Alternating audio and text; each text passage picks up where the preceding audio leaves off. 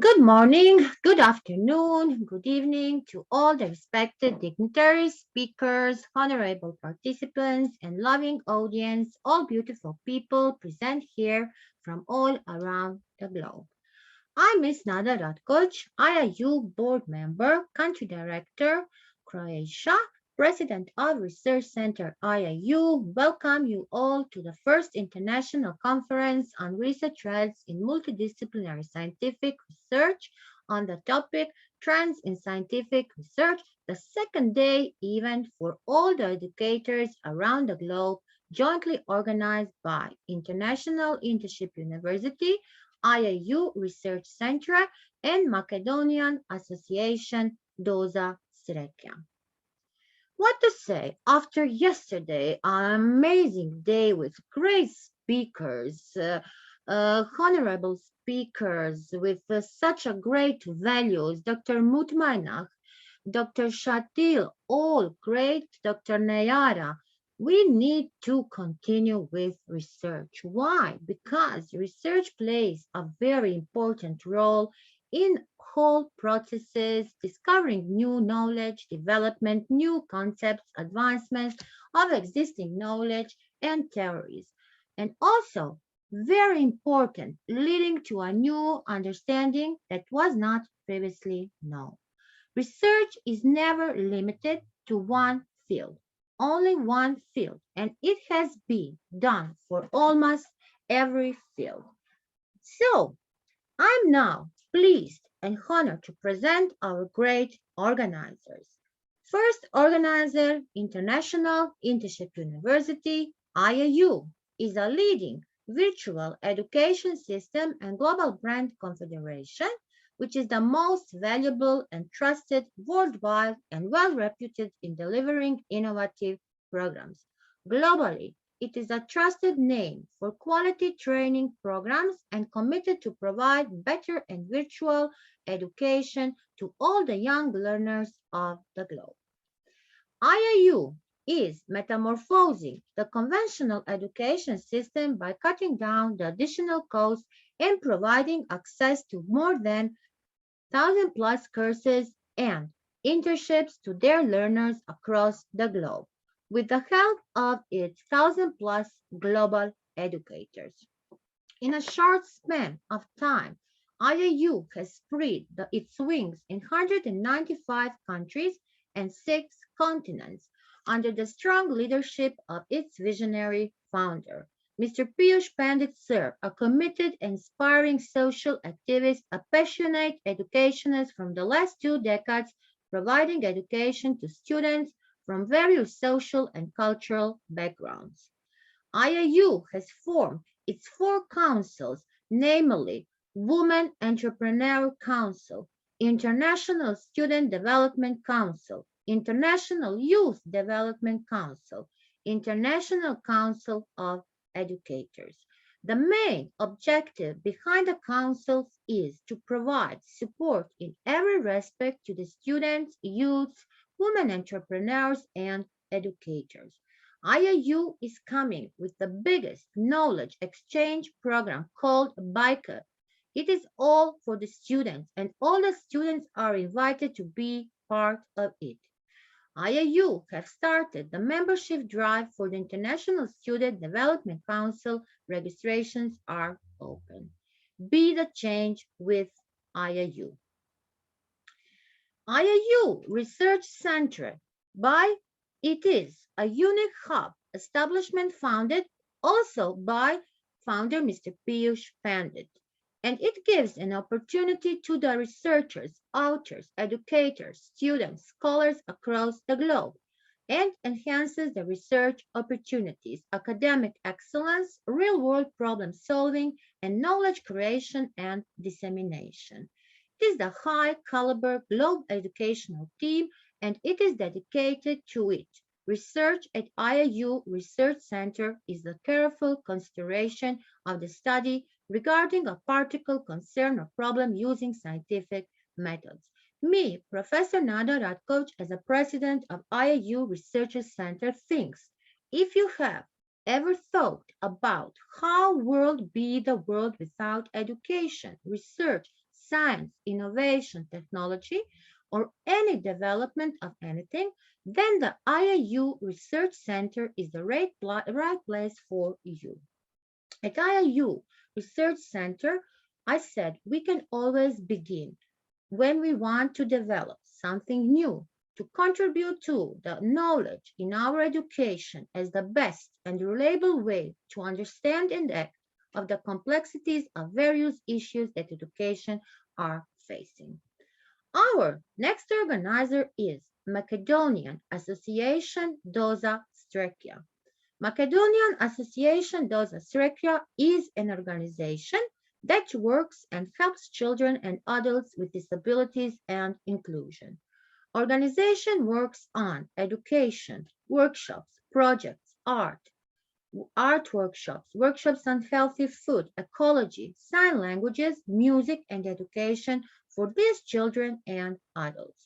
The organization has been verified in Macedonia, Europe, and its president is Miss Susanna Stoyanovska, who also had a certificate for work from a foreign organization and association. Dr. Dragan Jovanov is the international representative for Doza Srekna, and also Dr. Dragan Jovanov is a country director of Macedonia. Now, it is my honor to introduce our master of the conference. She is our dear and well-known Dr. Supriya from India. Dr. Supriya is an international speaker, Toastmaster, communication leadership coach, soft skills trainer, global motivational and keynote speaker, host, moderator, social activist, chairperson of Positive Thoughts Consulting Training Solutions, and she is the head of the department in IIU of the Training and Education. I welcome our master of the conference, Dr. Supriya. Dr. Supriya, the IIU stage is yours. Welcome. Thank you, Nada. Thanks once again. And hello, namaste, kamusta, zdravo, nadita, marhaba, and a very, very lovely good evening from India. Welcome to our second day of international conference. That is, after the first day of huge round of success, which we have witnessed on social media, with lots of applauses for the speakers, for the organizers, and the knowledge-brimming session, which we witnessed yesterday. And now it's today. Again, we are here with the second day of our conference on recent trends in multidisciplinary scientific research. And not to waste my single moment, and I am very eager to listen to our eminent speakers. Now, I'm extremely happy to call our first eminent speaker, and that place from where he belongs, I will say only one thing. From the beautiful country of islands, beaches, and delicious fruits, that is Philippines, Dr. Dari E. Dakine. What to say about Dr. Dari? He is currently the Vice President for Academics at St. Patrick's School of Quezon City, Philippines, and a graduate school professor of the Manuel L. Quezon University in the Philippines. He is also the Deputy Country Director of the IIU Philippines. And if I talk about his research papers, that is numerous. His expertise include pedagogy, curriculum research, leadership, management, educational technology, collaborative learning, and the Sustainable Development Goals initiatives. So Dr. Dari, the stage is all yours, and we all are very, very eager to listen to. Yes. Thank you very much, Dr. Supriya, Professor Nada, and to our millions of listeners. Tonight, I'll be sharing with all of you very important information about research in the Philippines and what we do. And I'll be able to share my screen first to everyone. There, I have shared my screen.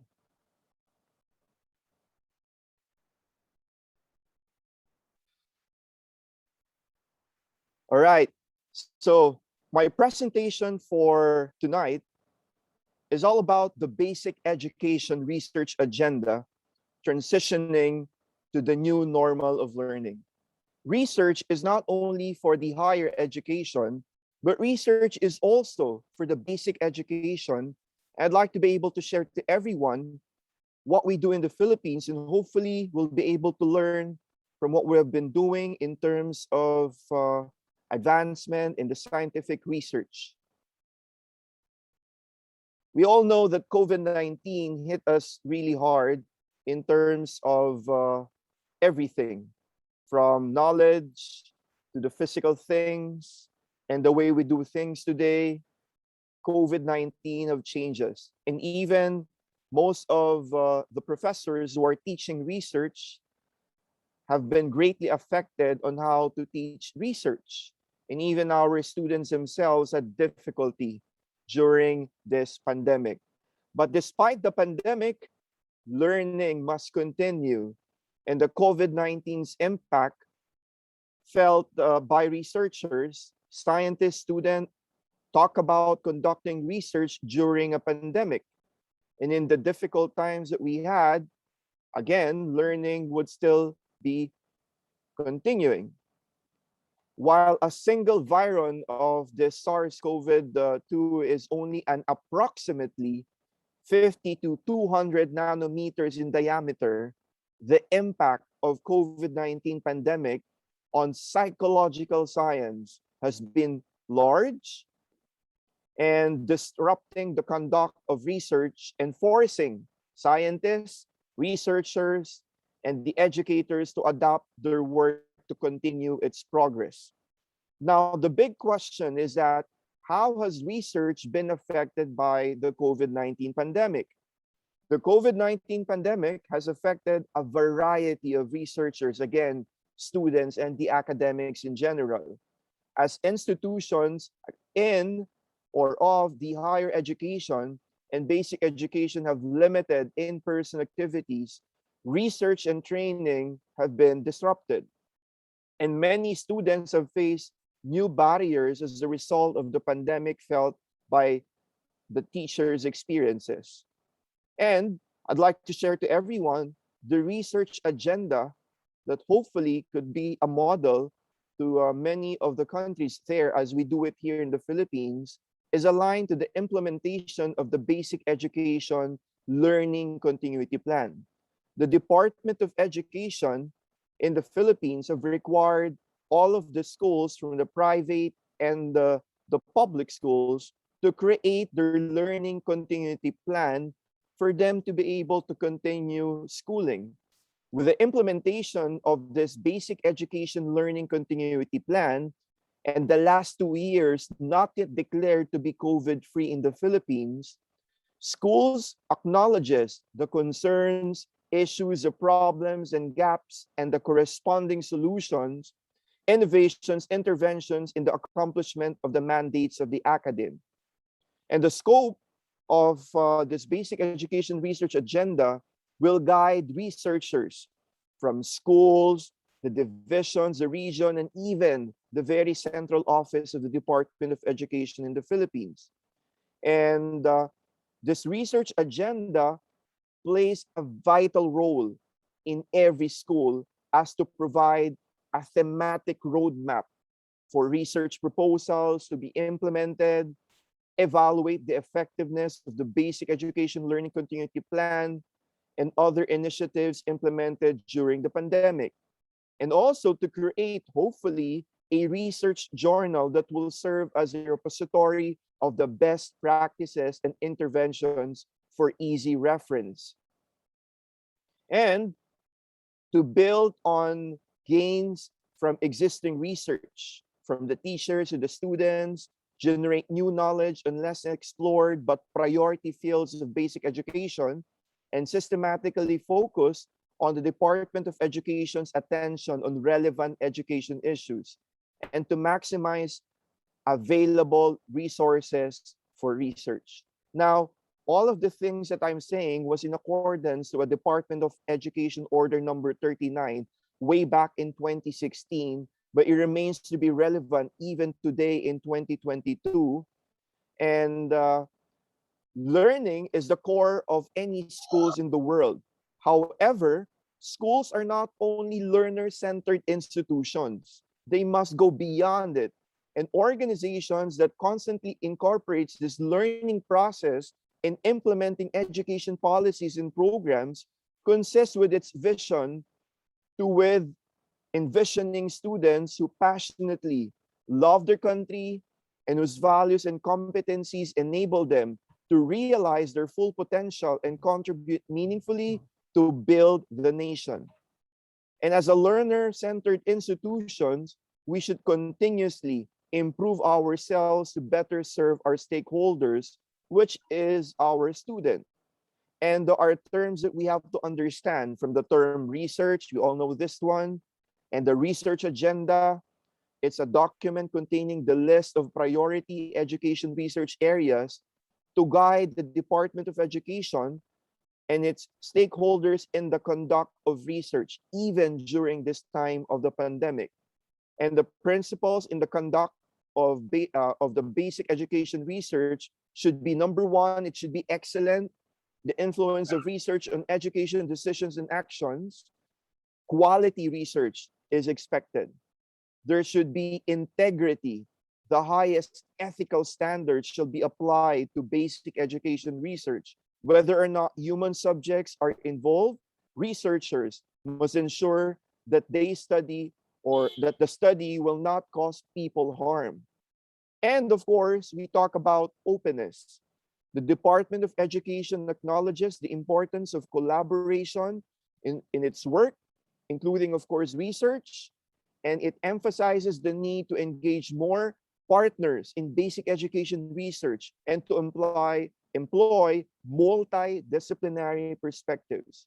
And this is the conceptual framework that we have been following from the vision, the mission, the target outcomes, and the Department of Education's actions and the research agenda, which would be the teaching and learning, child protection, human resource, and governance.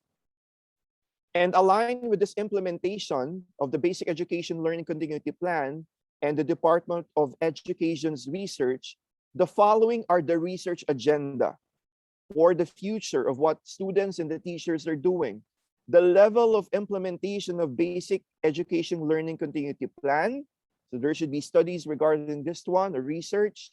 The level of involvement of our partners, the stakeholders, from the students, the parents, the community, health interventions and practices, such as mental health and many others connected to health. We also have human resources and development is also part of this research agenda. Instructional supervision in the new normal, which includes pedagogy, the teaching and learning curriculum. We also have the leadership and management in the new normal. We have emerging issues of access, quality, and equity. Inclusive education and special programs are also needed. Disaster risk reduction management and the governance in the time of the pandemic is one of the research agenda that can be done or targeted by both the students and the teachers. Now, aligned with the implementation of this basic education learning continuity plan and the Department of Education's research agenda, the following, again, I just mentioned it, I will still continue. Technology is one, which would include robotics, artificial intelligence, learning management system, the use of drones, learning applications, and many, many more. And the collaborative learning opportunities in the areas of science, technology, engineering, and mathematics, also called the STEM, and the United Nations Sustainable Development Goals, or the SDGs. So those are the research agenda that should be targeted when we are having this pandemic and the future of research. And these are some of the samples of students in the senior high school. This is a full-blown qualitative and quantitative research papers that can actually be done.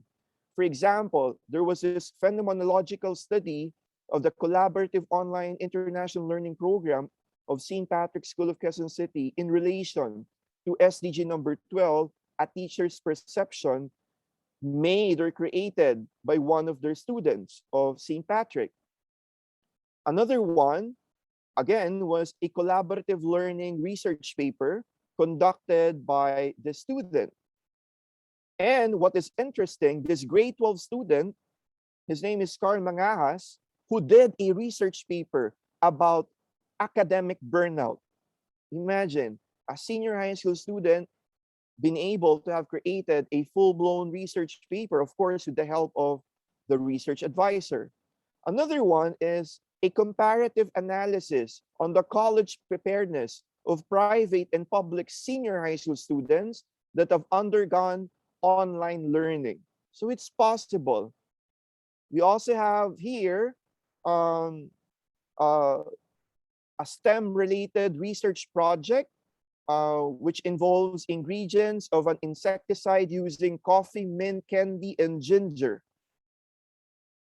We also had a research by JC Asadillo, a grade 12 student, on the traditional and sustainable packaging in food industry. It's a comparative analysis on consumers' attitude. And all of these students were given this opportunity in a international research colloquium. And they were able to present their paper and was able to have answered questions regarding their paper. This is during the time of the pandemic. And in compliance with the Department of Education and the Interagency Task Force protocols against the COVID-19 in the Philippines, all activities should be done on blended face-to-face, and maybe in the other countries in the world who are still suffering from the effects would be able to do the same. The virtual mode would still include the submission of research proposals, the meetings, the colloquiums, presentation, and dissemination could be done in the blended learning mode. As I end my presentation, research is indeed complex, but it's fun, exciting, but it could only be done by the help of everyone. It takes a village to help build a research community, because education is everyone's business. If a senior high school student have created a very good research paper, I think even the college students, those who are taking up their masters and their PhDs, may be able to come up with a very good research paper. And with that, I'd like to thank everyone for listening to my presentation. Thank you. Thank you, Doctor. And I don't have any words to say about your insightful presentation. You talked about COVID-19, how research affected, what were the processes, how to get to it, and the showcase you have given. You have showcased the examples of your students. That was really, really marvelous. Robotics, artificial intelligence, technology, drones, all for fabulous. So thank you so much once again, and all the best for your future. Thank you. Next, in my journey from a beautiful country once again, that is famous for its diverse and multicultural islands. Yes, ladies and gentlemen, I am talking about Indonesia, and the speaker, eminent speaker, is Miss Hadiana Devi Nurfika. Please welcome her, and we are all eager to hear her. Yes, the floor is all yours, Hadiana. Okay, am I audible right now? Yes. Yes. Okay, Good morning, afternoon, and evening to everyone who are watching us right now. And special thanks to Professor Nada Ratkovic and International Internship University for organizing this wonderful conference. Warm thanks to the moderator, Dr. Supriya, and all respected speakers, as well as the audience who are watching us right now. My name is Sarjana Dunifika from Indonesia. Yesterday, some speakers already explained about the methods and also how to find journals for your research. And Dr. Daryl also explained about the principal method in education result. Today, I want to talk about the result of research on neuroplasticity. So now I want to share my screen. Okay, is it visible right now? Yes, okay. Yes, it is. Okay, so I'm the member of Mental Health Innovation Network. And beside that, I'm an entrepreneur, certified life coach, NLP practitioner, and mental health advocate. So neuroplasticity is the brain ability to change, and it's a process that allows you learn and heal from brain injury or disease. It also makes it possible for neuroscientists to do experiments in which they change the human brain. Researchers study neuroplasticity to understand how we can change our brains and thus our behavior for the better. Wait, hold on the next slide. Oh, sorry.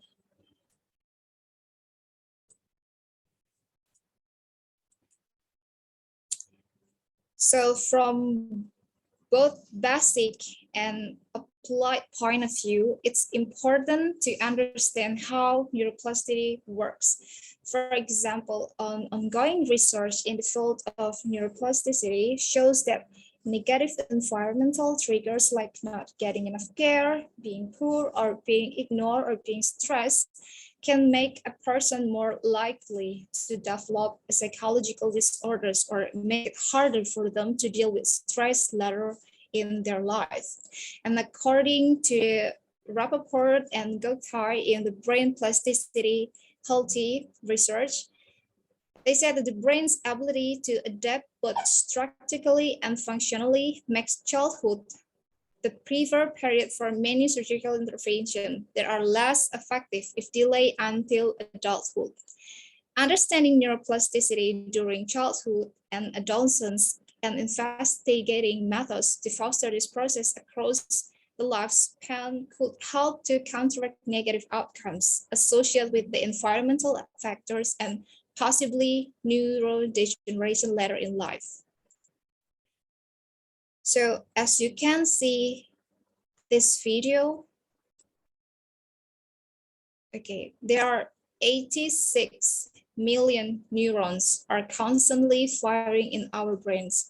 So in this video, this is what we call neurons, and they are firing, wiring together to make it stronger for anything that we experience.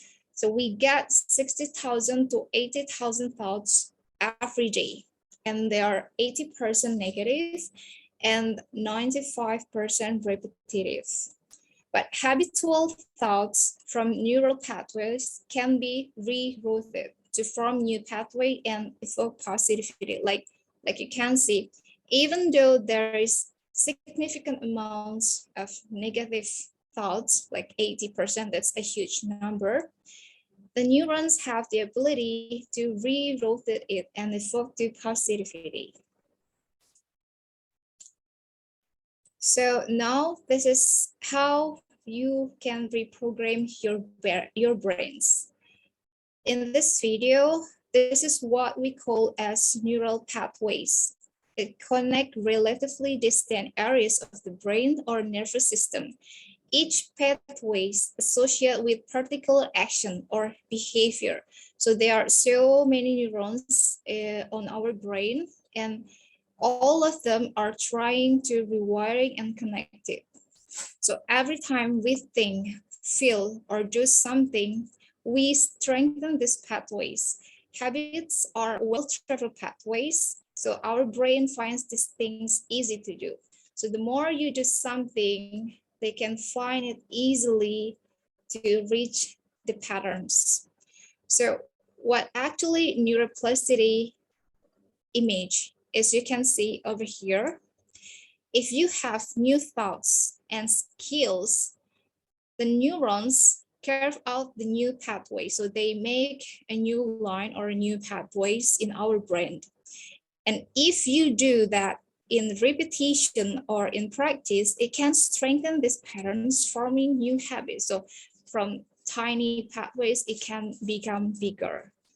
And for the old pathways, it get used less and weakened because we have new thoughts, new skill. With the repetition, it becomes bigger patterns, it becomes stronger while wiring it every day. So the old pathways get used less and weakened. With repeated and direct attention towards a desired change, we all have the ability to rewire our brains. So it's not going to stuck in something. And it takes 21 days to form a new habit because, like you can see in this picture, they have to build the pathway itself first and then need to strengthen the pathways until it becomes your habit or real pattern. So there is new research that found for neuroplasticity. New study from Mayan Mehta, or the professor from University of California, Los Angeles, he found the new discovery in rats show that the brain responds differently in immersive virtual reality environmental versus the real world.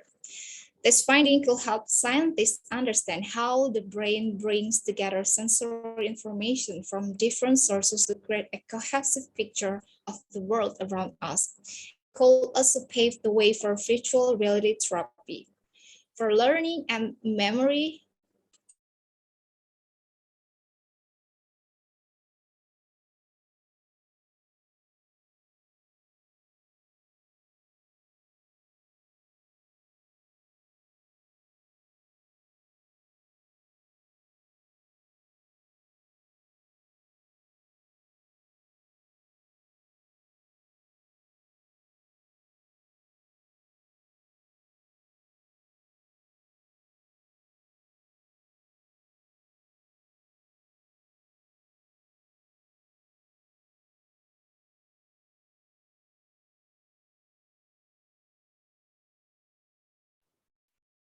I think she has lost connection. That's what I've got the message.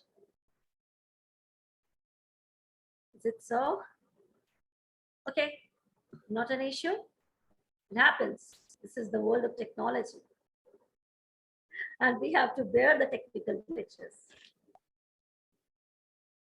So Nada, shall I wait or I should move to the next speaker? We can go further. So when she comes back, she can continue. Yes, we have time. It's not a problem. Okay, okay, not an issue. All right. So next speaker we have from Bangladesh, and he is none other than Professor Muhammad Shayar Parvez. And if I talk about this great personality, he is a speaker, he's an educator, he's a researcher, economist, award winner, and an inspirational, motivational conference speaker, fashion critics, writer, editor, author, and not what not, Mr. Pravesh. So let's move to take a deep dive to listen to him and move to our journey in the field of research and development. The stage is all yours, Mr. Shariar. Take on. Thank you so much. Am I audible? Very clear. Okay. So at first, I give my humble thanks to our moderator, Supriya. You are describing the a huge title. Basically, I'm a very simple person. And I also give my honorable thanks to Professor Noda, who actually invite me this kind of international platform, which actually organized by International Internship University. And today, actually, I am not feeling so well because I'm sick. So, but my mind is always remembering me one thing, that yes, today I have some lecture on this platform. So this is my final responsibility to do this speech for because I always believe that commitment is the main thing for a person. If you are always try to become honest person, then try to be a committed person. So am I share my slide now? I'm permitted to share my slides. Sure, sure. Okay, it's visible now.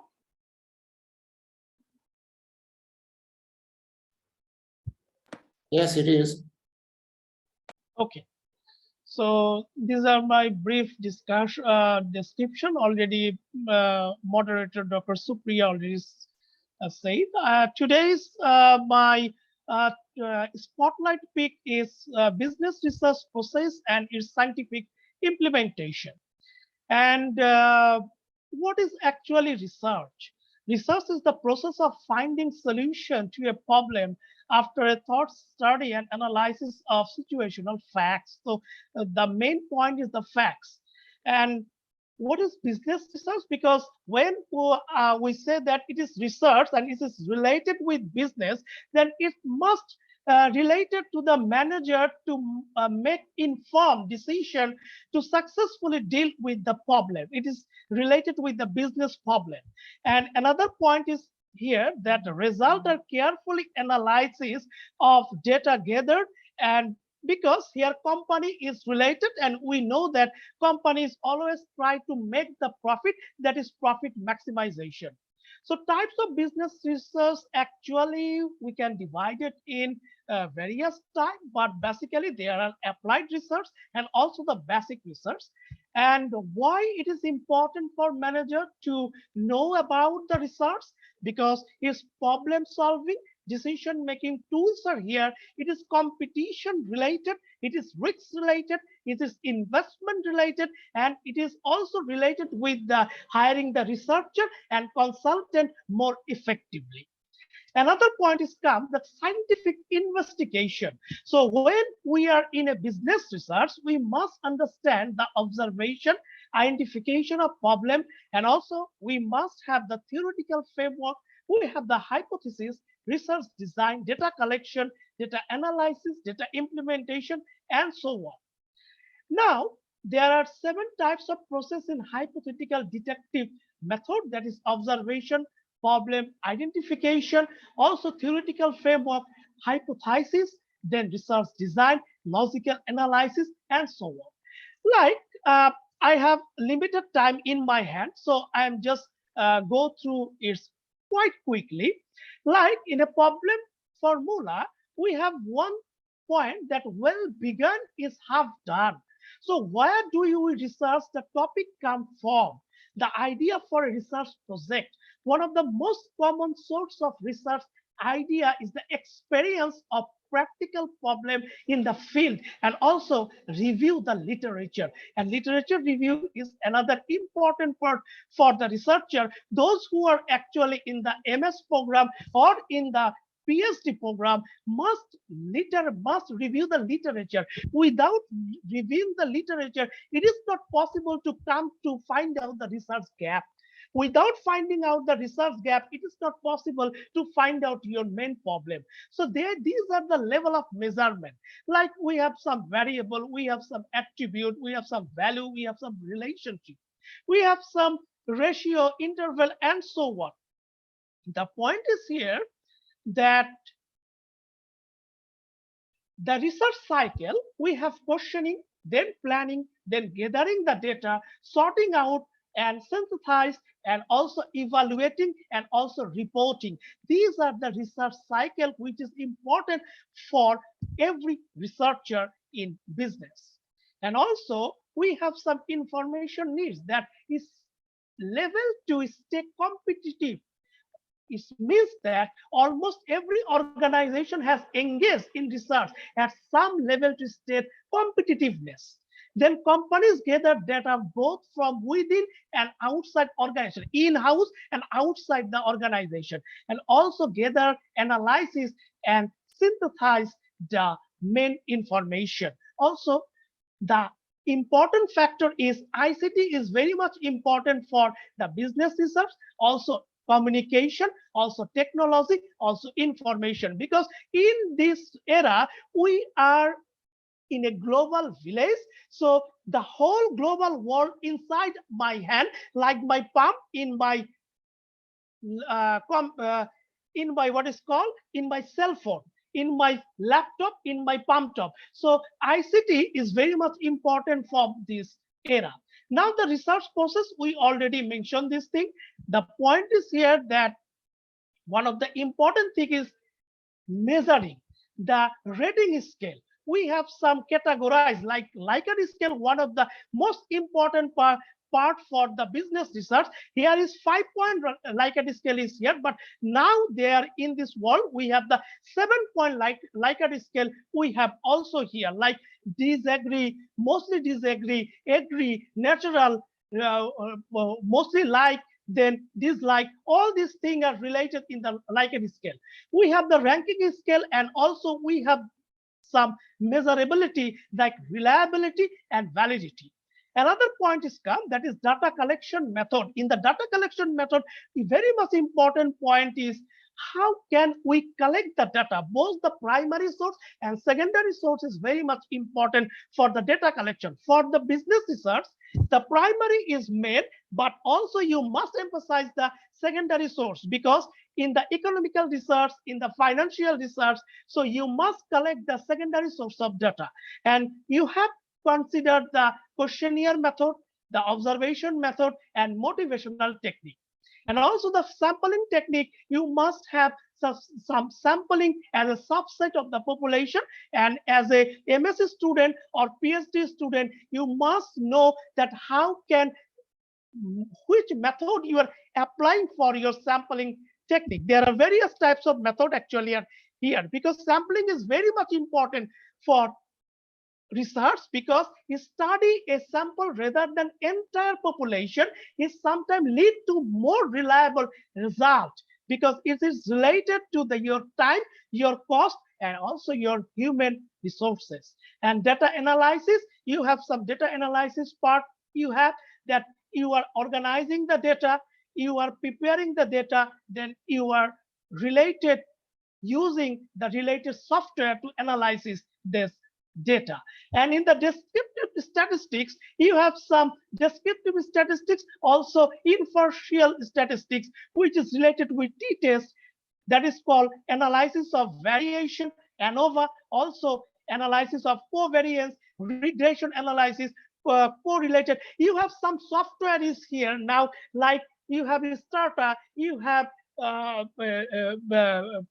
some Excel software, you have some advanced Excel software. That advanced Excel, MS Excel, also helps you to find out some statistical data. And you have some Strata is very much reliable software so far. I observed, because I in my research study I apply Strata always. Like in the scientific method, you have some measurement scale, and also you have some nominal, you have some ordinal, also interval, also ratio, and you have mode, median, and also related to this thing. Like in the research report, which is very much important, because in the research report, you are presenting your research, because which actually the reader for your research, because the client in the business, the client is the main part of your research. Like I'm working with the portfolio management in the stock market, so who actually buy client. My client are the investor. So when I research on the share market, then I always preparing my research and presenting my research like a research report where my client, the investor, gone through my research and find out that, oh, it is okay. For next day, this share will be increasing. That is called, the client is very much important to understand your research report. Another point is here in the research report, you have abstract, also introduction, literature review, method, discussion, and conclusion, because each of the part is very much important for the student who are in a MS or in a PhD, because without this thing, it is not possible to find out to presenting your report in a research in a report form. And in a research report, you have these are the things like your title page, abstract, body, methodology, sample, your measurement, your design, your production, conclusion, reference, and your tables. And also appendix is very much important part. And also you can apply the biographical description. Also you can apply the reference also. So I think my time is already finished. So you have some research question that how can you solve business problem? What do you need to know how to write the research proposal? Do you understand the research process? Do you know why you have to identify problem? Do you know why sampling and statistics are important in the research result, and so on? So as a student, as a researcher, as a analytical person, you must understand, you must question inside yourself that how can you prepare this research. And if this is a research problem, like if you have to, if you want to set up a coffee shop near the university or school, like IIU want to set up a coffee shop in their campus, then what's your research topic? So identify the research statement, identify the objectives, identify the hypothesis, also you identify the research methodology, an example of the question here. So if you want it, then fight for it. I cannot do it. Don't say that I can't do it. Don't say that I can do it. Always say that. So thank you so much for being your attention, because I am apologizing because today I am feeling sick, but I apologize that if I am doing something wrong. So forgive me. So if you want to contact with me, just screenshot this thing. Thank you so much. Thank you, Dr. Sharyar, and I must appreciate your vigor, your zest, your zeal. In spite of you are not well, but still you are here with us to share your knowledge, and that's the spirit which will inspire everyone to move on today. So, brilliant presentation, research, business research, protocols, and how to formulate it, what are the protocols. Really amazing one. All the best and get well soon. Thank you. Thank you. Thank you so much. Thank you so much. Before I move to my next eminent speaker, I will request Haryana to please come and complete the task which she has left due to technical glitches. Yes, Haryana, the stage is yours. Okay, I apologize because I lost my connection. So I will continue share my screen again. Am I audible? Yes, you are. Am I audible right now? Yes, yes, yes, you are.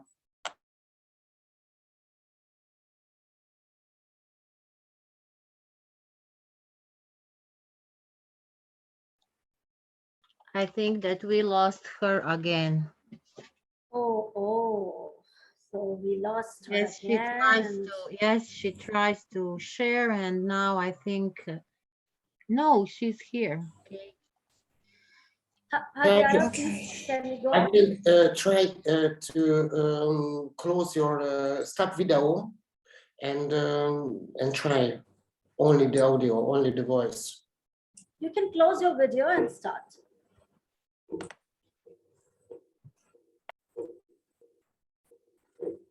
Okay.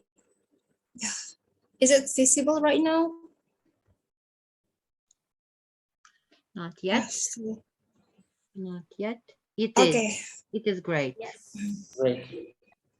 Okay, so in this presentation, I want to share about the new research that there is possibility in the future for VR therapy.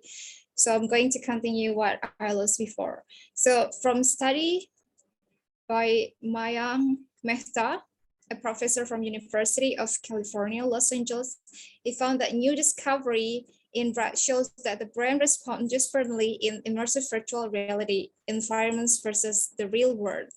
The finding could help scientists information from different sources to create a cohesive picture of the world around us, and it could also pave the way for virtual reality therapy for learning and memory-related disorder ranging including ADHD, autism, Alzheimer's disease, epilepsy, and depression.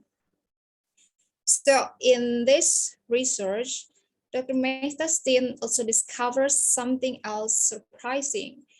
The neurons, like this one, we call it neurons, consist of a compact cell body and long tendrils, or called dendrites, that snake out and form connection with other neurons. When the researchers measure activity in the cell body of a right brain experiencing virtual reality, they found a different electrical rhythm compared with the rhythm in the dendrites. So, for example, there are two neurons. They're supposed to be have the same rhythm actually, but when they try in the virtual reality, they have different rhythm.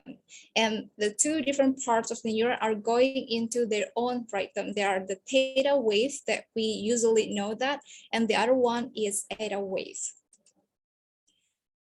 So negative emotion and challenging mental states can be changed. They are patterns of neural firing that we have formed over time by being repeated. And if we start repeating different patterns instead, we will over time change the structure of the brain. If repetition involves focused attention, the process of change is quicker. And what is required in order to utilize plasticity in a helpful way is awareness. Once we have identified something as helpful, we can strengthen that pattern by focusing our attention and repeating it every day. So we can make a stronger pathways, but repeating it's really, really helpful as well. Once we have identified something as unhelpful, we can choose to focus our attention on something else. And the unhelpful pattern eventually disintegrates. And this is harder than it sounds, because in reality, it happens a lot when we try to not thinking something that we shouldn't thinking, we back and try to think about it again because we have the memory from the past, for example. But we also have to be aware of what we are doing so we can back on the track and doing or building new skill or new habit to reach a certain goal.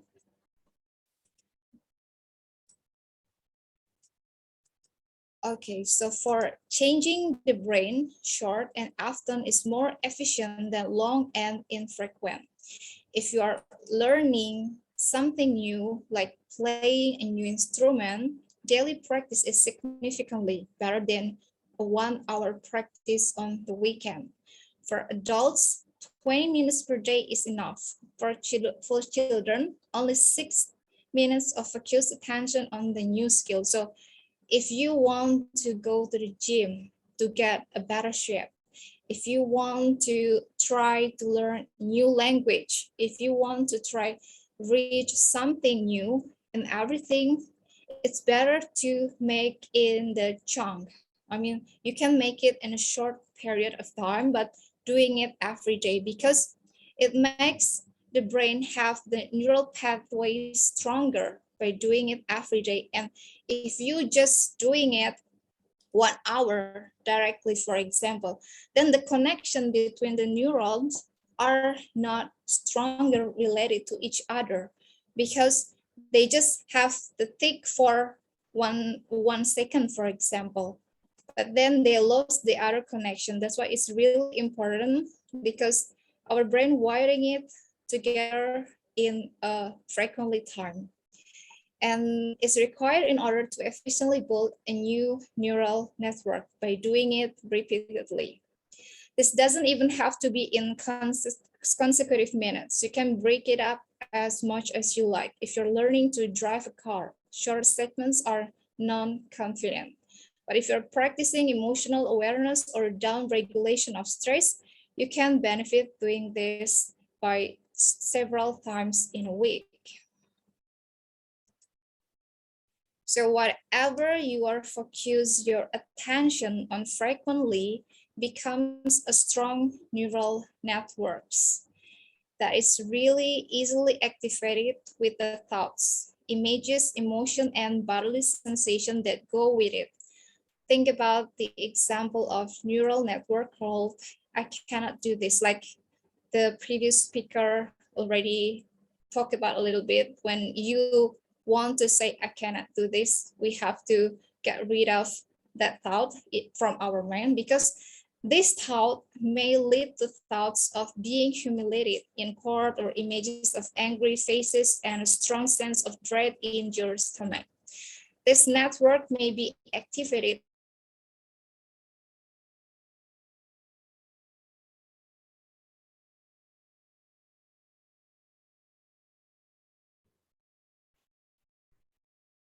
We lost her again. I think this was her last slide, but it was really, really great. So, Haryana, for her, I will say to all the participants, all the spectators who are watching, that it was really, really a wonderful presentation on her part. In spite of facing a lot of technical glitches, she tried her level best, and that's the spirit we should respect and we should appreciate it. So, moving to my next journey and my next speaker, I am taking a great privilege to call upon that speaker from Turkey, the country of diverse set of both Oriental and European elements, from traditional Turkish tea to the majestic Hagia Sophia. And that speaker is Dr. Gul Erkol Bayram from Turkey. Dr. Gul, the stage is all yours to rock on, and we all are waiting to hear you. Thank you so much, dear Supriya. I hope I can express your name truly. Thank you so much for your kind words related to my country. Yes, I am so happy to welcome all of my dear colleagues and friends in Turkey, because Turkey has a very warmly people, and we love them so much. And also much appreciative to Professor Nada for inviting me, and also for a kind reference, my dear sister and my lovely friend, Professor Enkalada. It is very honor to meet you today. Today, I would like to mention about a different topic. I hope you can interested with this. My topic is natural versus virtual experience, where we want to travel in future also. Yes, maybe we can define the nature of tourism firstly. Nature tourism is meaning to natural attractions, to visiting natural attraction places, and natural attractions also geographical or biological features that have a specific appeal to the tourism market. Globally, some natural attractions are countless varieties, and two natural attractions are the same, maybe, but it is not important, because natural attractions include deserts, polar regions, rainforests, alpine areas, woodlands, grasslands, mountains, beaches, swamps, and in Turkey we have many of them also. what is nature tourism? Nature tourism mainly refers with responsible tourism in the 21st century also. It is tourism based on natural attractions of the area. We can make an example, bird watching, photography, stargazing, camping, hiking, hunting, fishing, and visiting parks also. And the reason of visiting places of natural attractions, maybe to enjoy the grandeur of nature, maybe to escape from the pressure of urban life, and maybe we can have some desire to escape from humanity. Maybe we can have a willingness to explore different landscapes or outdoor advantages in natural settings. Maybe we can want to more information about environment, and maybe we can wish to participate in conserving the environment also. We also have different meanings related to natural tourism base. It is a broad term that covers all tourism experiences centered environments, and environmental tourism is another important definition also. Many people understand from the nature-based tourism as ecotourism, and this means that has a minimal impact on the fragile natural environments and providing natural-based experiences. And another definition is wildlife tourism. It is a little different also from the nature-based tourism, but it is in the context of the nature-based tourism. I mean wildlife tourism, and this provides close contact with wildlife and natural places. And the last one is adventure tourism also. There are some wishing or maybe requirements from the natural-based tourism visitors. These visitors wish to experience natural environments that enable to relax, unwind, and feel revitalized and refresh. This feeling is an emotional reaction to their physical environment. And it can be something as simple as waking up to the sound of birds, witnessing wildlife coming to life at dusk, or stargazing at nights with the kids. And such emotional reactions prompted by nature alone. And we have the power to turn a short break or family holiday into a lifelong memory. Natural base experiences abounds with unique natural assets capable of emotionally moving visitors. And also natural-based tourism promote, manage, and capitalize to all tourism, natural tourism attraction places. There are important role in the natural holidays. Firstly, the natural environment forms a picturesque and relaxing backdrop to a particular activity. And the second one is this holiday activity will not exist or will be severely compromised without nature also. We have 5 important drivers natural-based tourism. Firstly, the lure of the beach. Visitors favor locations close to water, sand, and surf. This includes locations near a beach, river, stream, lake, or estuary. And also, the second one is a room with a view. Visitors prefer accommodation with spectacular views and which let nature in. And the third one is the great outdoors. Visitors want to unspoiled locations where they can do their favorite activities such as fishing, swimming, and walking also. And the fourth one is food with a view. Visitors rated highly being able to drink and eat fine food in a wonderful natural environment. So this is not the only needs for gastronomy tourism. Also, when we contribute with natural attractions to gastronomy tourism, we have more gaining related with sustainable development goals. And the last one is animals in nature. Visitors want to be able to see and hear animals in their natural environment also. The other topic is what is virtual tourism? Virtual tourism presents viewers with an immersive experiences of an activity, location, destination, or through the use of technology. There are tons of different types of virtual tourism offerings.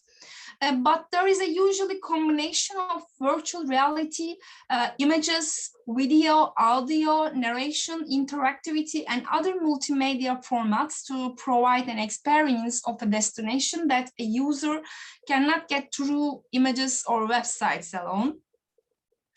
Viewers can access virtual tourism content using the best types of virtual tourism documents, I think.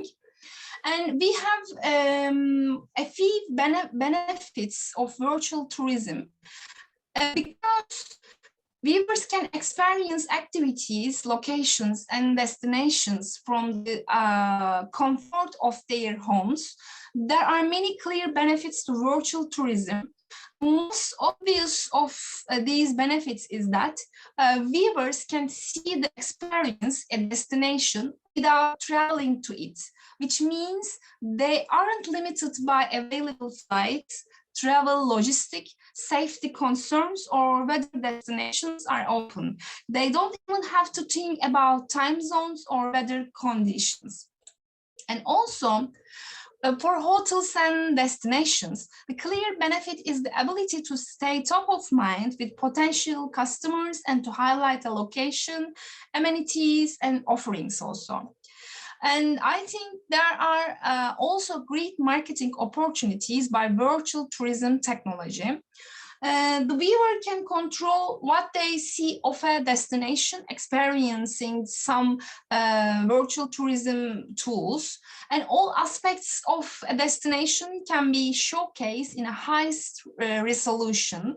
Hotels, convention and visitor bureaus and travel agencies can stand out from the crowd, and the impact of tourism on vulnerable destination is reduced. How we use virtual tourism? Hotels and local governments use this virtual video to capture everything about the destination in an immersive way. Virtual reality photography, on the other hand, captures still image and pieces of them together using specialized software and creating an immersive image where a user can look in a direction. And we can have an example how we use virtual reality in tourism activities. And I would like to show this.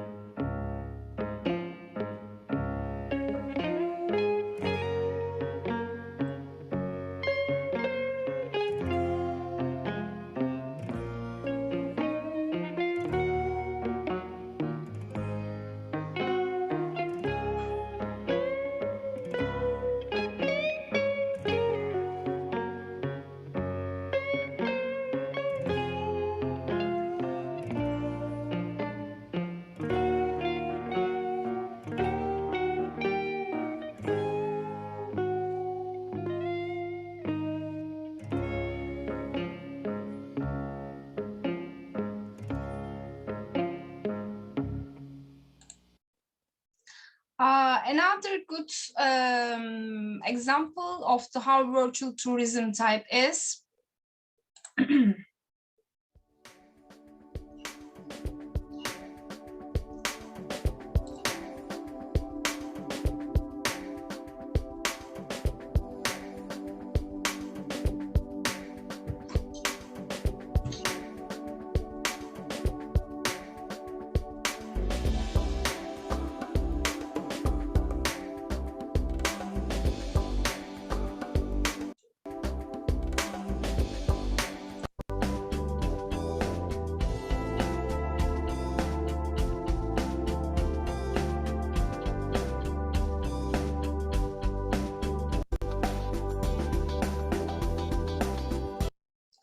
And the other one is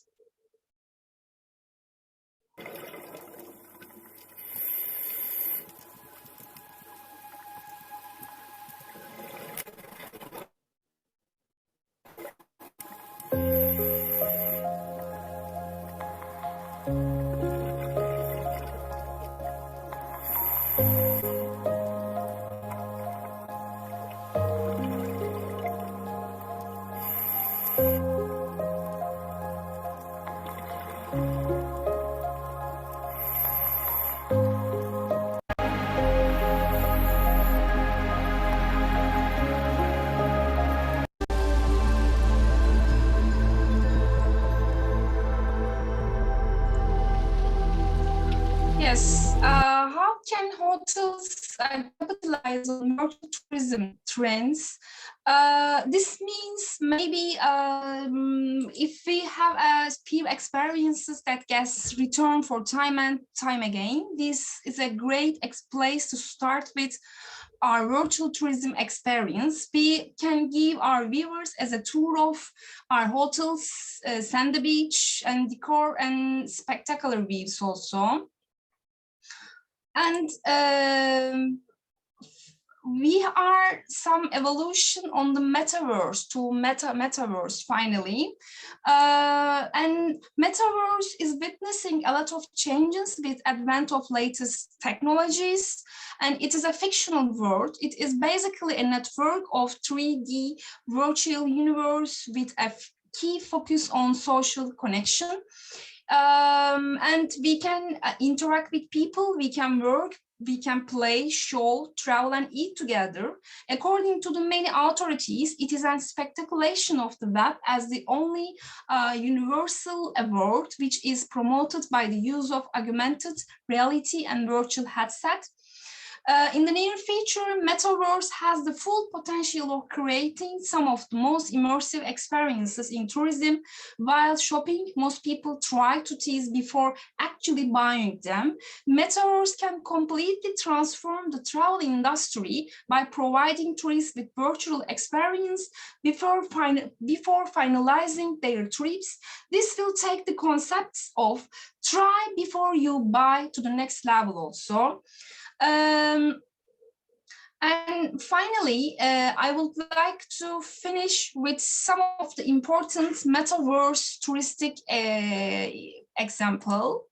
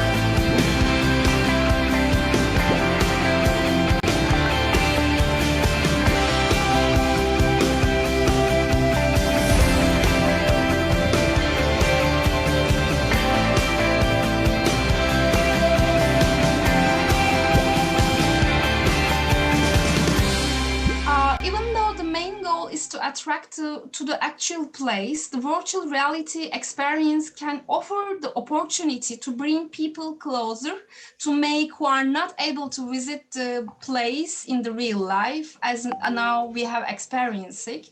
I would like to finish my presentation with my honor and much appreciative. Thank you so much.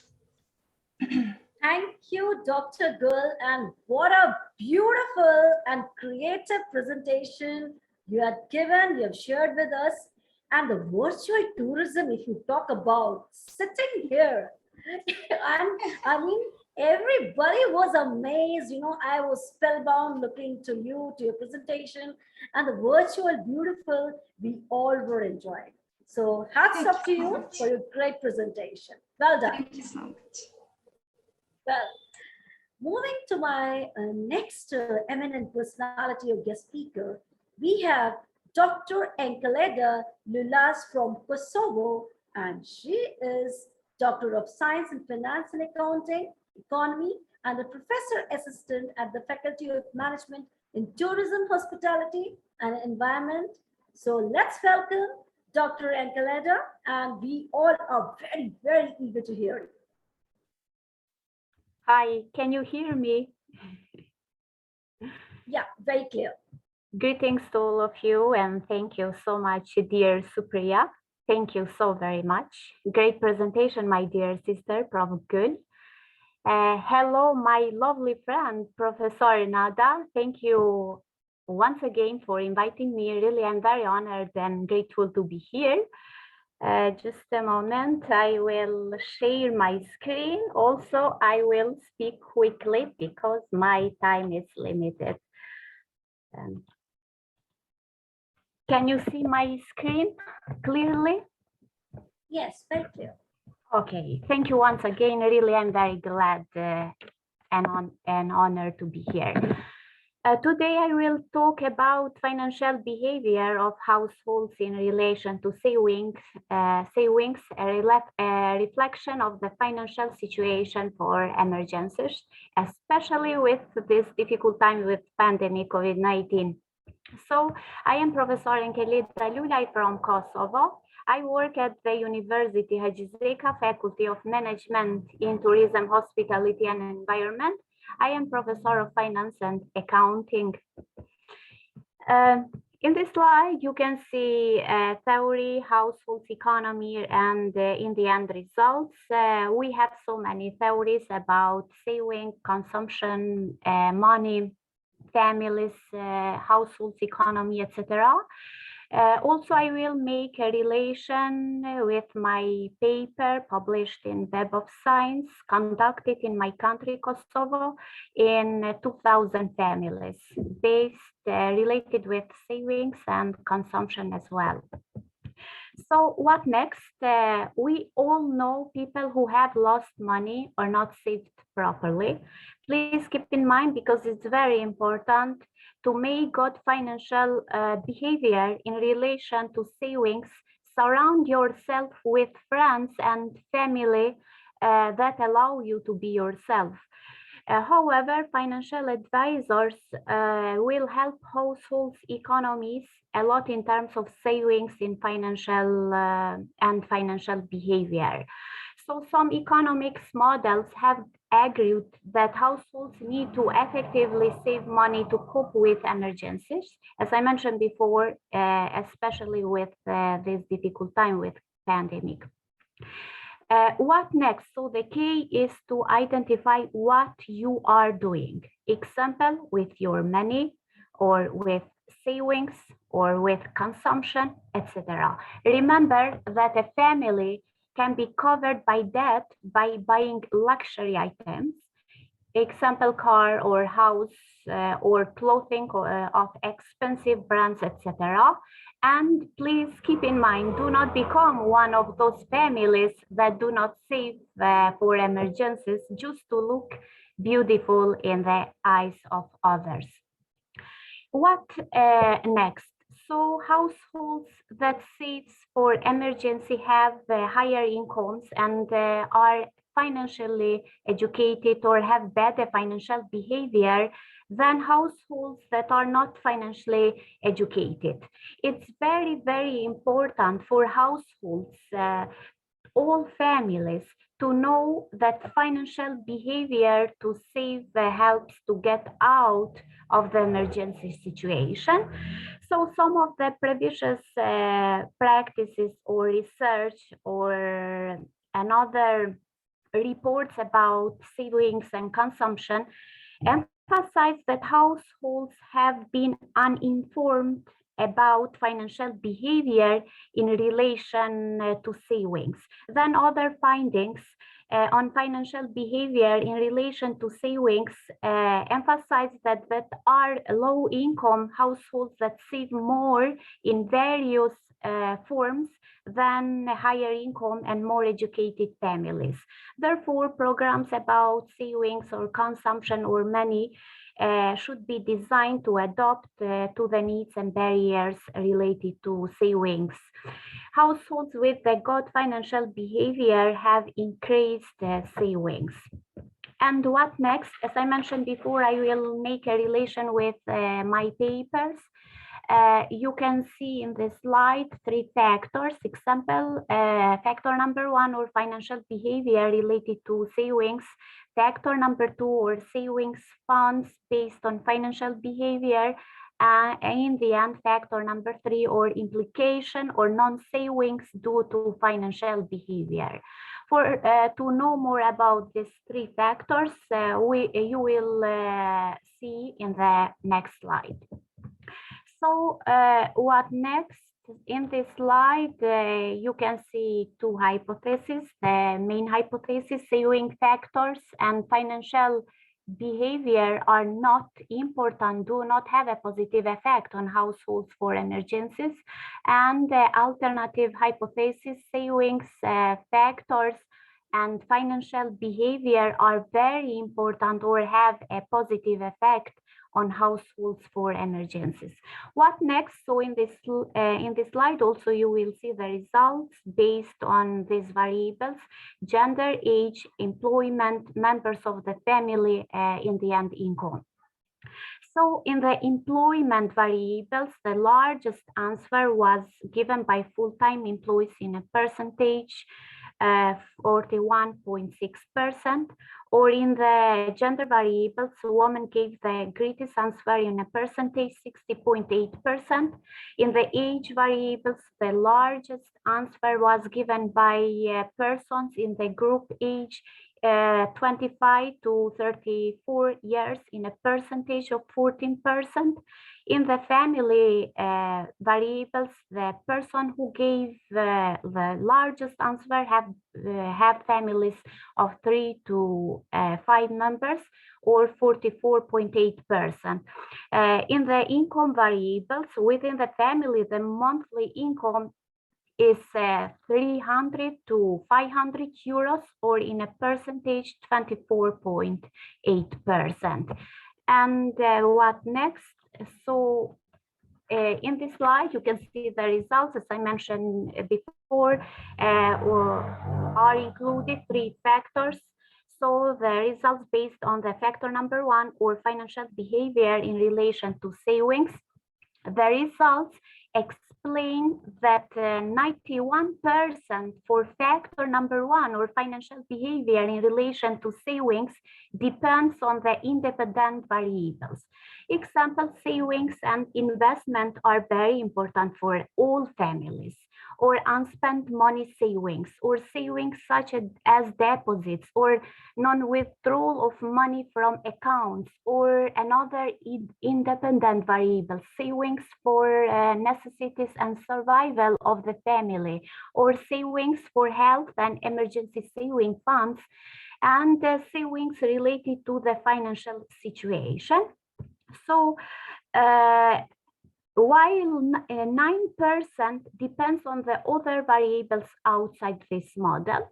As you can see, 2 hypotheses. So the main hypothesis is rejected and accepted the factor B1, B2, 3, 4, 5, and 6. And what next? Also in this slide, you can see the results based on factor number 2, or saving funds based on financial behavior. The results explain that 91% for factor number 2, or depends on the or saving funds based on financial behavior, depends on the independent variables. Example, survival savings, or unspent money savings, or savings related to the financial situation for all families, or emergency saving funds. So while 9% depends on other variables outside these models by random error. And what next? So that beta coefficient shows that all independent variables are very, very important for all families, all economies. But the most important for the factors number 2 is the variables unspent money savings. So this sub-factors is very, very important for all families. And also in this factors, the main hypothesis is rejected and accepted B1, 2, and 3. And what about the factor number 4? So example, there are not enough funds for emergencies based on my research in my country at all families, as I mentioned before, at 2,000 families. And what next? So in this slide also you will learn more about the results for factor number 3, or implication or non-savings due to financial behavior. So the results explain that 96% for factor number 3 depends on the independent variables. In the example, investment in luxury items, or lack of awareness about savings and increasing concern in situation of extraordinary or excessive giving of money to family or friends. Then 4% depends on other variables outside this model. And what about the beta coefficient regarding these factors, these results? So the beta coefficient indicates that all independent variables are very, very important, but the most important is the factor excessive giving of money to family or friends. As you can see, also in these factors, the main hypothesis is rejected and accepted B1, 2, and 3.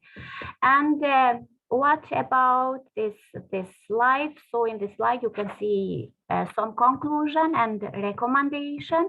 So saving factors and financial behavior are very important, so have a positive effect on households for emergencies, starting from some research or documents or reports in relation to savings or research data methodology based on some analysis. In the interpretation of the main results and findings proves that the alternative hypothesis has a positive effect on households. And but in some variables where the tests were positive but with a lower value, so in this case, households should take into account the recommendation of the research in order to further increase financial behavior in relation to savings, especially for emergencies, as I mentioned before, during the pandemic COVID-19.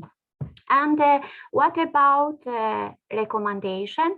You can see some test, example KMO or another test for 3 factors, 1, 2, and 3, or the main findings is the lack of financial behavior to save emergencies.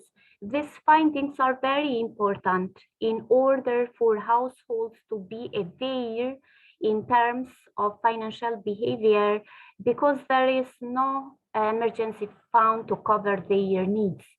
So to know more about this topic, because my time is very limited, you will learn more about in this link based for savings, money, or consumption.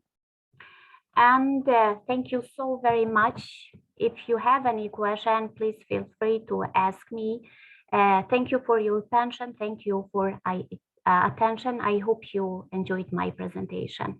Thank you once again. It was a great pleasure and great experience for me. Thank you. A very big thanks, Dr. Ankeleta. It was really a great and a unique topic, you know. It was something which we have to learn about financial behavior, savings, non-savings, and the data you have collected. It's really, really marvelous. I cannot have words to express how much it is impressive and very knowledgeable. So thank you so much once again, and wish you all the best for your future. Thank you. Thank you so much. It was a great pleasure. Thank you. Moving to my journey, this beautiful learning journey, now we have the last but not the least speaker, and he is Professor Thomas Kovac from Hungary. He is an author engaged in educational science and development in disadvantaged regions, and he works in this field since 1999. He is a doctorate student and a teacher in the University of Pets, specialized in adult education, lifelong learning, life management, consulting, and institutional and organizational project development. Professor, the floor is all yours to rock on. Welcome. Thank you so much this introduction, and God bless you all wherever you are in the world, and it is very, very pleasure to be here with you. I hope I can make a long story short. So I started here with my sharing my presentation. I don't know it is visible. Yes, it's visible. Yes, it is. Okay, I try to start the slideshow. Yes, here we are. Okay, my topic is the School of Life itself, practical appearance of Dewey's approach in a transnational research. As you hear, I'm Tamás Kovács from the University of Pécs. I'm a university's teacher and also a PhD student. What happened, because it's not just a theoretical approach, it's a pragmatical thing and a very, very impressive experience was. I went to in 2017 to Würzburg, and there we met lots of friends in a research group with, for example, Anil Kumar, Deepak Kumar was there, and they was students of the University of Delhi, and they studied how to develop underprivileged people, how to help the disadvantaged situation people, include of children, women, and so on. As you heard, I work in a field of the social cooperative and on the field of rural project management, and I have lots of experience in that field. So we we decided that we have to make together something, have to find something to do together between Europe and India, between Somogy County and Muzaffarpur and this region. And the former project goal was the establishment, commissioning, and employment of the disadvantaged small-scale agricultural production by protecting our environment. And when you looking for the SDGs, you can find lots of them, what are comparison and what are relation with our goals. Okay, the theoretical approach was John Dewey. John Dewey is one of my idol, like Gandhi and so on. I love his thoughts because he was the founder of the instrumentalist pragmatist philosophy, and he said the truth is the measure by the utility. Dewey give us 4 principles of education. Here you can see them: the principle of utility, the principle of interest, the principle of experience, and the principle of integration. You can't do any changes in any fields of your work, whatever you do, without these four exists. Okay, what does it mean, the pragmatism and pedagogy, and what are they doing to each other? Jewish work, Muzaffarpur and New Delhi schools, and the social development project are we used. It's you can think it's a very far away. We are not in a Shrek movie. We are in Europe and India, and we are far away. So according to the principles of pragmatism, is one of the basic conditions of the word experience of usefulness of practice, and how can we utilize Jewish thoughts. It's some things about Jewish career. You can find it in the internet. I try to short my presentation. His conclusions are important. Four conclusions we see here. The technological developments cannot be ignored. The capital, the large estates, and technology are only means to eradicate widespread poverty. Experience is the result of interaction between man and nature, and we have to base the actions on experience are those that ultimately have an educational effect. We had these 4 points, and we had to face the fact with the main issue. As nowadays we are talking a lot of the SDGs, but I think lots of researchers, lots of professors, lots of people forget the thing that the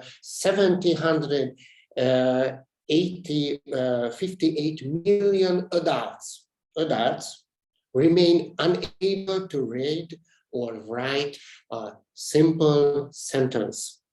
I think, first of all, illiteracy and digital illiteracy must be eliminated, not just in children, even the adults. Don't forget this. Don't forget this. Okay, assumptions. Under the circumstances in areas affected by illiteracy, it is essential to meet the information society. The survival and effectiveness of social and not just economic actors depends on the extent to which they are able to apply the information. And I pasted one educator, Indian educator, Mahinder Singh Nayar's words. Education is profound upfall in our country at the moment. But what is the former issues? India has the world's second largest education system after China. India's higher education system is the 3rd largest in the world after China and the United States. And face the fact, education is not enough effective in their system. Many Indian students are motivated to succeed in their educational activities. But just think about it. When we're looking for a Chinese student or a student in the United States, they speak one language. They can study in English or Mandarin language. In India, there is more than 2,000 dialects and languages within one country. If you want teach literacy, you have to make literacy, teach books, for example, in English or in Hindi or a main language, and you have to teach the adults and the rural children in their native language to transform this. So it is a very difficult situation. Adult education is in India, Indian towards the adult is a mentally and physically healthy person who is over 21 or 18 years old. They has a processing, and the independent India recognized and highlighted efforts educating adults. For them, the most important thing is create a skilled nation. I see they work on it, but they have many, many challenges. For one of the foundation, we met the G3S foundations. They works in a slums area in Delhi and also in Muzaffarpur in Bihar country. The name of the foundation faithfully reflects its activities. It means Agrem means village. Svavlavi refers to an individual who is independent, self-sufficient, and self-sufficient. Svaradeshi means produced and sold in our own country. It's similar to like the Bishnoi community things, make your own food, make your own things that you use. And the Swarai composed by Mahatma Gandhi, and I think most of yours knows this word, so I can't tell you this one. This foundation made night rescue program, Earth Day, menstrual hygiene day, tree planting programs, slum school creation, food image program, and what have we done together? We had target groups in Delhi, families with children living in poverty, and the rural population living in underdeveloped regions, Muzaffarpur, Bihar. Muzaffarpur, Bihar, located nearby the Nepali border. You can imagine it's far from Delhi, but lots of my friends, including Fanil Kumar, was there. So the target group's size was in Delhi 72 children and 34 adults, and 9 families and 31 children in Muzaffarpur. Partners was the G3S Foundation and University of Delhi. I will paste this link into a chat.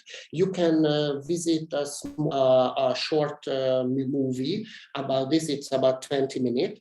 If you are interested, you can visit and impacts receive about our common work. What have we done? We did collect data, and we asked the local people what are their needings. I think the most important to give every target group in every work what the target group needs. It doesn't matter what I want. It doesn't matter what I think about underprivileged people. It doesn't matter what I've done in Hungary. Maybe lots of things the target groups don't care about. It doesn't important and so on. So they told us the conditions, leaving the social environment unchanged. They don't wanted to change anything. It is impossible social mobility. Face the fact, women's rights only in rules, not on a social level. We had nothing to spend. We haven't got any cash money project application form. So it was a strange situation, but it was a huge what we done as a team. So what we did, measures in Delhi, clean the area, habitat selection, eliminating homelessness and group living, organization, the education of children with university volunteers, competence assessments of adults by means of an interview. We found atypical self-employment opportunities. They lived within a trash mountains. You will see, I give you some pictures, the former and the last situation. So selective waste management, construction, education, childcare, community service for each other. We made differentiated education for children, alphabetization, digital literacy, and so on. And for adults, also knowledge of alphabetization, income generating management, and simple maintenance. Muzaffarpur organized the education of children with university volunteers, interview making. We made lots of atypical self-employment opportunities, and I teach them these things, tools of the productive school, social economy productives, and we created the different education for children. In addition to alphabetization, digital, it's the same, but we made the women's self-defense course, menstrual hygiene course, cooking and home practice schools. They are they was very, very important. I put here sources and look at the pictures. This was, we are in Delhi.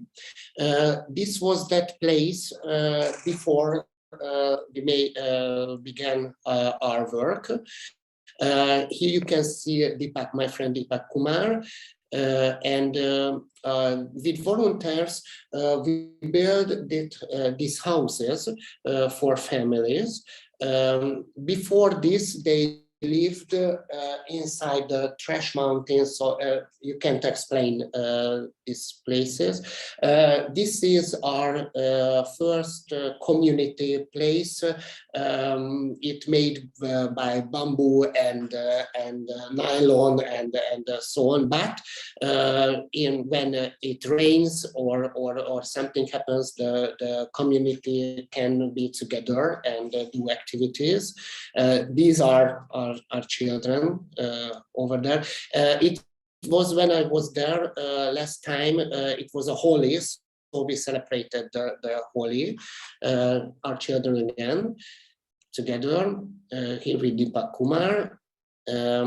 I teach these thoughts in University of Delhi, and you are able to ask me if you want this. It's a simple course, and I can give you these simple steps wherever you are in the world for free. So just ask me, and we can organize it. It's in a university also. Now here we are in Muzaffarpur, and the women's there working on their own fields, and this is our first slum school where Anil Kumar in the right, he is a president of the GTS Foundation, and women can teach, for example, how to make clothes and so on. And here we are in a slum school that we established there. And here we are in Muzaffarpur. They are a family in Muzaffarpur who teach the things, who collaborated us. And thank you for your attention. And it's a big honor to be here, and I hope everybody can reach every goal, and don't forget your dreams, and never stop, never stop. it. Thank you so much for your attention, and I give the floor back. Thank you, Professor. And it was really, really a touching, heart-touching presentation, which you have focused on the rural areas, on women power, how they are struggling, and the every hook and nook. You have covered four principles of education, utility, interest, experience, integration. So everything you have covered in your presentation, I must say, hats off to you for covering all this, going to India, discovering a new reality, working on that parameter is really, really awesome. So wonderful presentation. Wish you all the best for your future. Thank you. Thank you. Thank you so much. Well, ladies and gentlemen, we have reached to the end of the journey, but still it is not the end because every ending has a new beginning. And I thank every eminent personality today, organizers, speakers, and lovely audience for making this second day conference a big success. Your commitment, discipline, dedication, and perseverance. I don't have any words to express it. Keep it up, go on, let's rock on, and we'll be doing the shows together again and again. And now I hand this floor to Nada for the further process. Thank you so much. Thank you. Thank you, dear Supriya. What to say? Nada is really expressed with all you. Yesterday, today, two amazing day, really amazing and unique event. And I'm honored to be here today on this great IIU platform and gave a privilege to me for the vote of thanks. Again, first, I want to thank our great speakers on the valuable time on enriching all of you us with your great thoughts. We are in the field of research. We are here science.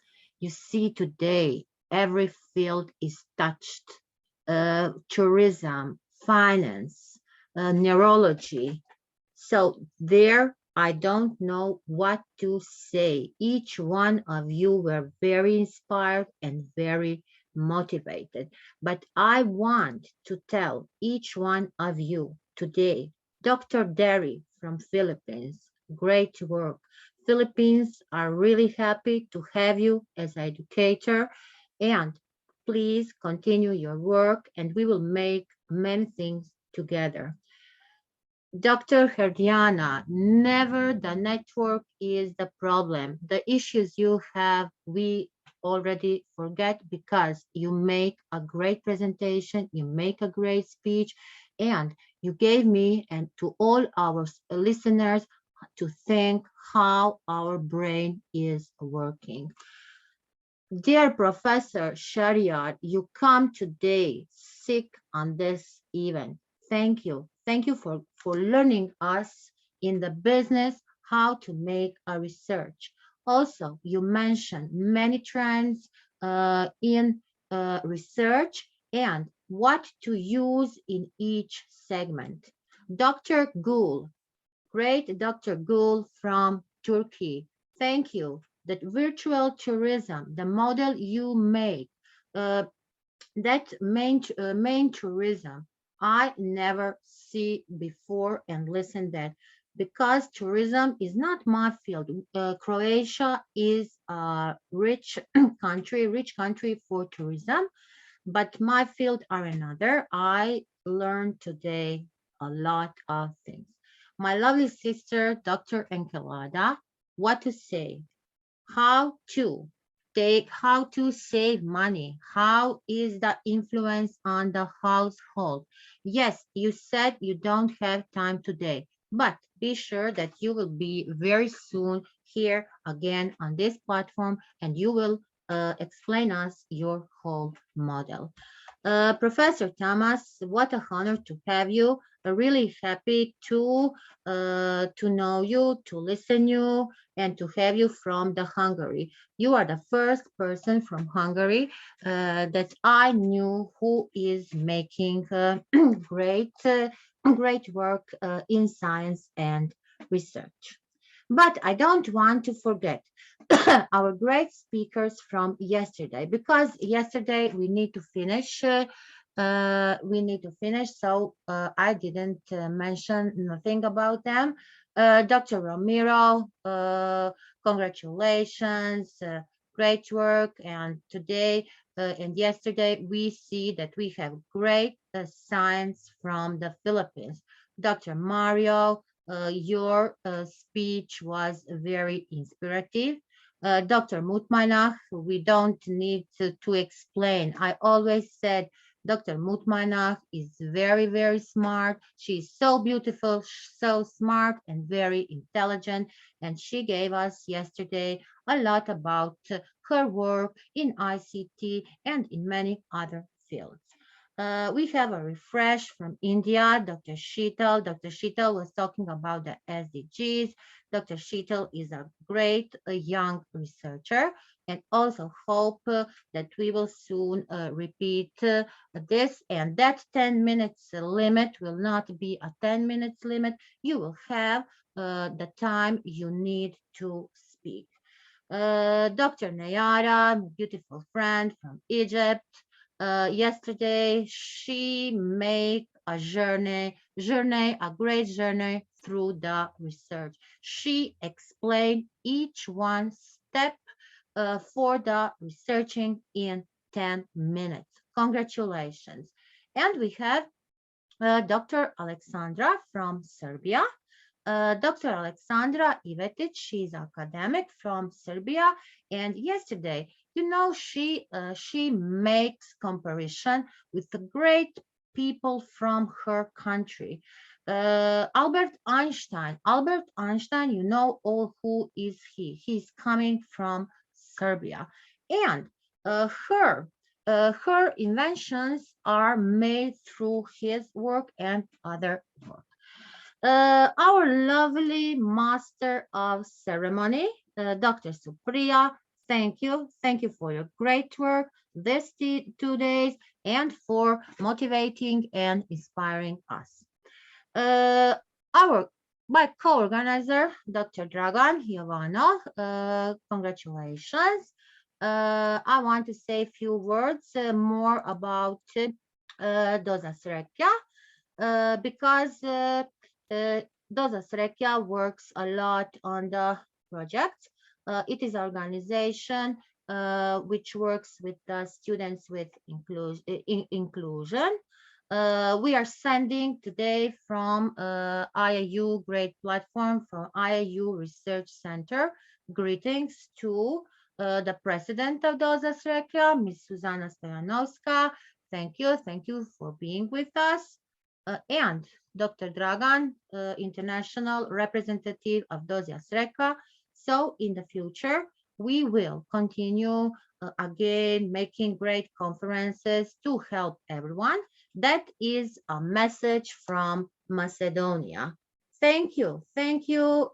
Great science, great people, great speakers, and great audience who were with us today on this conference yesterday and today. So what to say? I will say, see you very soon. Be with us, be a part of IIU Research Center. We can make big things, great things together, and why not? Because we are the change. IIU is the change. IIU brings the change. IIU is the revolution. And for all us, IIU Research Center is not limited to any, like research. Research is only one field that can do everything. We can do everything. So we can do science, technology, innovations, entrepreneurship. All this is our part. And we will attract our great students all to make their researches with us. So there are no ultimate aims of research at IIU Research Center, and we we are calling you, be free, join us, and it will be really our honor. So let's research together. Let's continue research together all around the globe with IIU Research Center, finding out what is known, what is not, and what we can develop further. Thank you all. Thank you all for being here today, yesterday, joining us.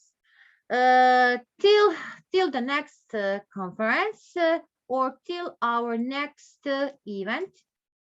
Stay safe, stay healthy, and let's build together a bright future. Thank you and Thank you bye. so much. Bye-bye. Take care. Bye bye. Dear Kerdiana, I didn't mention you. Yes, I said. Okay, it's okay. Thank you. Thank you all. Bye.